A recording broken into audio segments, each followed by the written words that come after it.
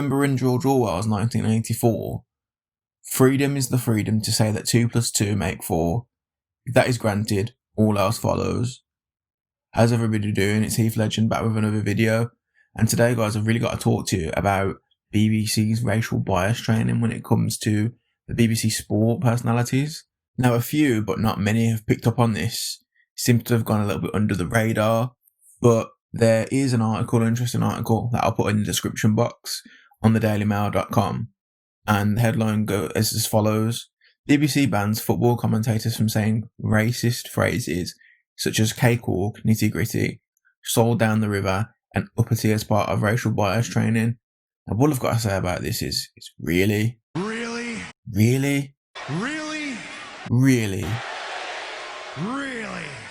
Is this where we're at now?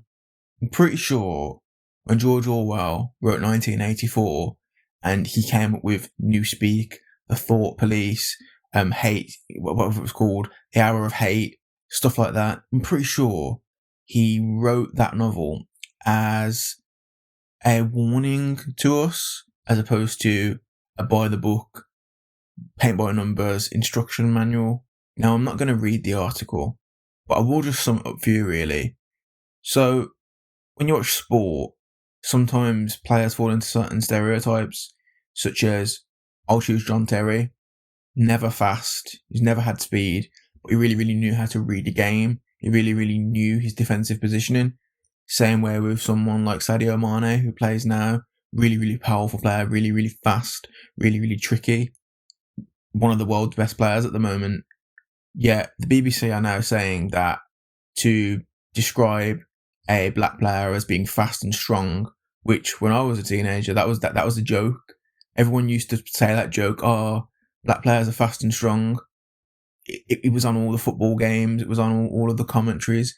People used to know it as a joke. But we never thought that took pride and place above intelligence. The BBC, in the article mentions that the BBC are saying that bringing those sort of characteristics of a player to the forefront, as opposed to highlighting their intelligence, is somehow racist, and then using such phrases such as nitty-gritty, cakewalk, sold down the river, and other phrases such as uppity, they raise concerns when it comes to discrimination. Now, I'm just going to say this. First of all, whose right is it to take away a player like Sadio Mane and not be able to say that he's fast and strong? 10-15 years ago, you'd have players like Edgar Davids and Patrick Vieira and Clarence Seedorf, some of my absolute all-time favourite players, especially Seedorf and Vieira. Yeah, they were fast and strong, but nobody thought they were unintelligent. They were some of the smartest players in the game. Look at Samuel Eto'o. He wasn't amazingly strong, so you wouldn't call him strong, but he was incredibly intelligent, and he was an amazing goal scorer, and he was really, really quick. Didier Drogba, one of my absolute favourite players ever. I don't even support Chelsea, but he's one of my favourite players. I remember him scoring an amazing goal against Newcastle, and he was an amazing player, fast, strong, but absolutely impeccable game management and intelligence.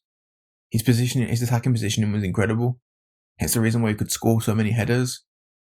The reason why I'm bringing this up is because why is this an issue? Why is this an issue, really? I mean, for fuck's sake, like, why? This is just people looking to be concerned about something. This is literal.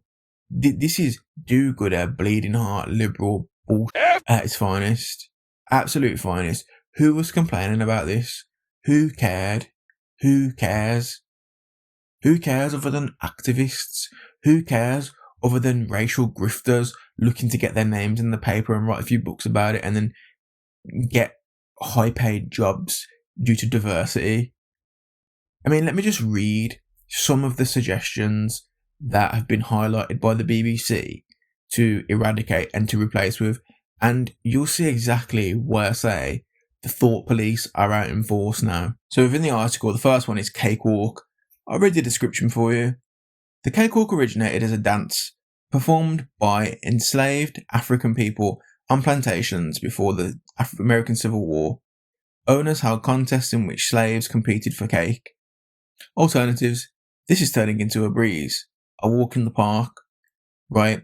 So, okay, cakewalk has racial connotations from its inception, but give it a few years and someone somewhere, some activist, will say the alternative that the BBC suggested, a walk in the park, that could have racial connotations.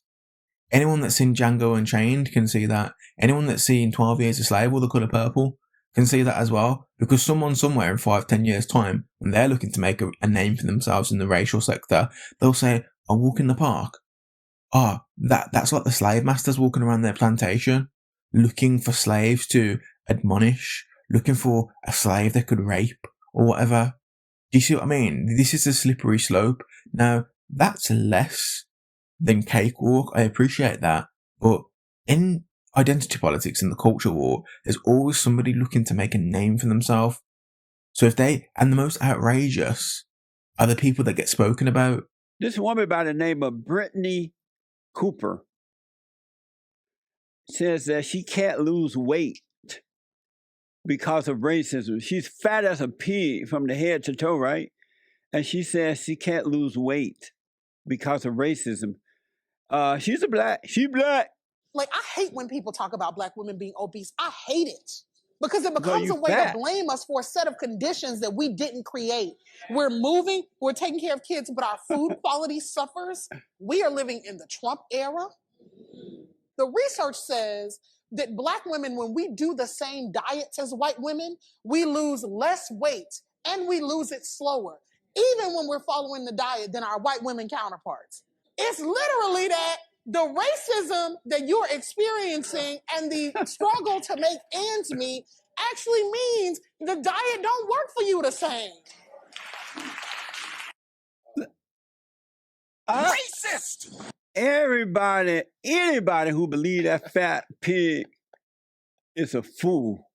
As they say, there's no such thing as bad publicity, especially when it comes to identity politics in the culture war. Next one, oh man, this is already just crazy. Sold down the river. In the 19th century, black slaves were literally sold down the river to plantation owners further south where brutal conditions awaited. The use of that phrase in a sporting context waters down the association it has with slavery. Alternatives: that back pass left the keeper with no chance, put the keeper in an impossible position. Who speaks like that? Who speaks like that? Sold down the river is now a saying that everybody uses in one way or another. Even if it's when you're at work and your manager tells you he's got your back, next thing you know, the pandemic means you lose your job. You're like, oh man, my manager sold me down the river. He assured me that I'd be kept on. Nobody, even if they knew, nobody thought that it meant that you somehow appreciated slavery or you watered it down.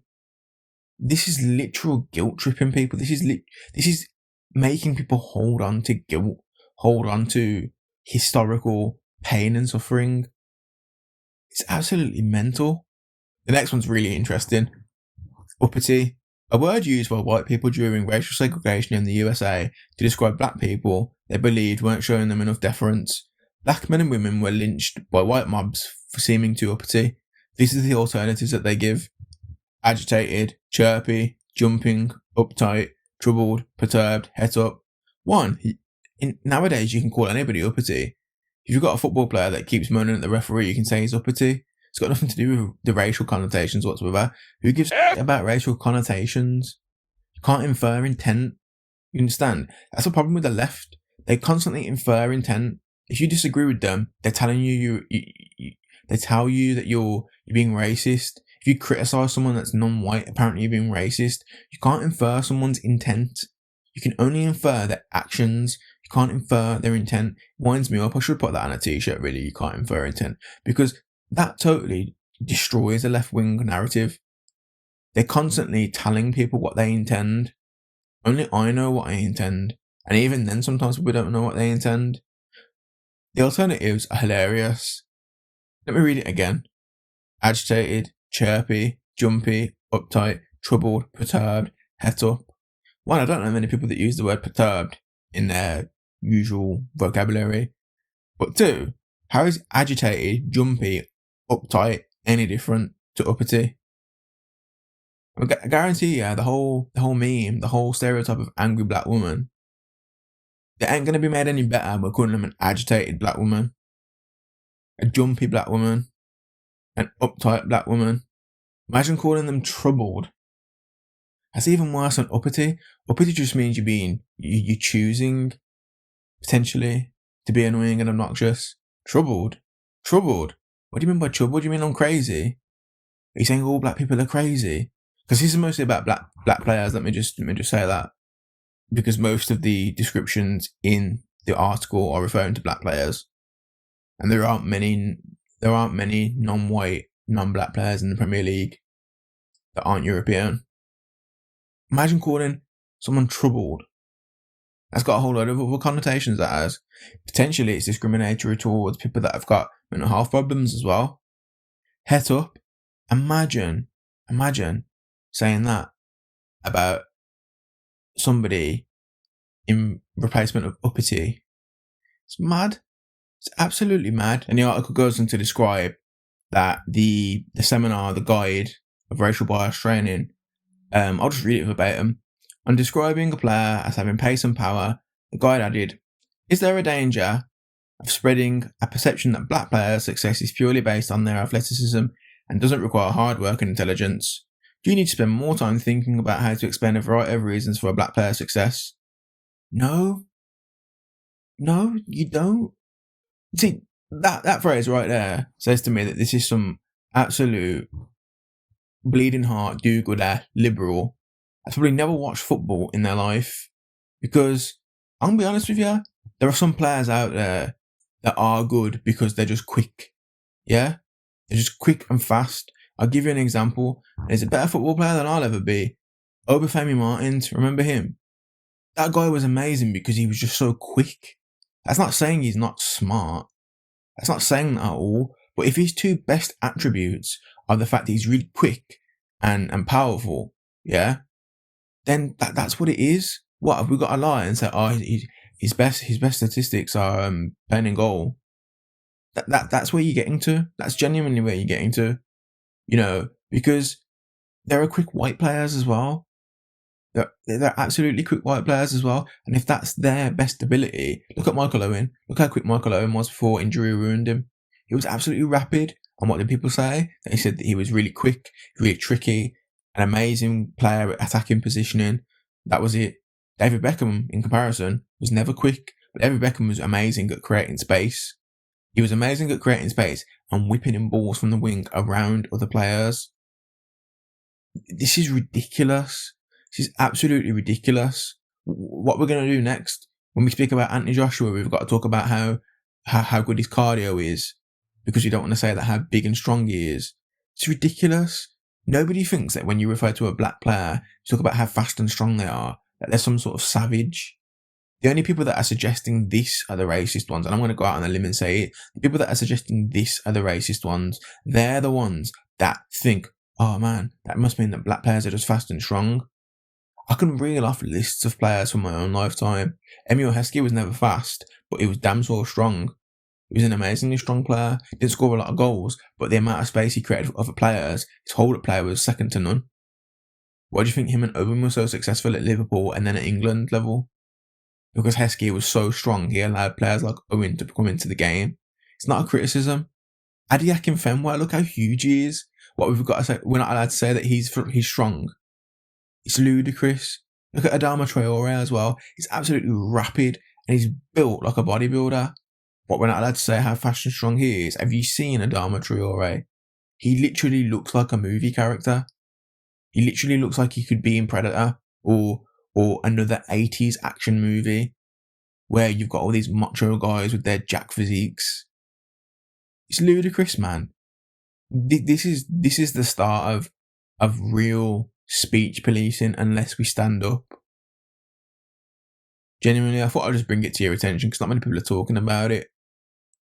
You know, as a mixed race person, related to a hell of a lot of black people with a lot of black friends, It astounds me that people that are so proud of their culture, black culture, they're totally fine with being pandered to. Think about that. It's a culture that is so proud of being who they are, but yet so many of them now are okay being pandered to and being treated like they're too weak to be able to handle a few words. There's a disconnect there, isn't there? Anyway, been told that my rants are pretty good, so sometimes you just gotta say what you gotta say, haven't you? If you like what you heard, do like, comment, subscribe, and share. Until next time, take care. I'm out. Peace.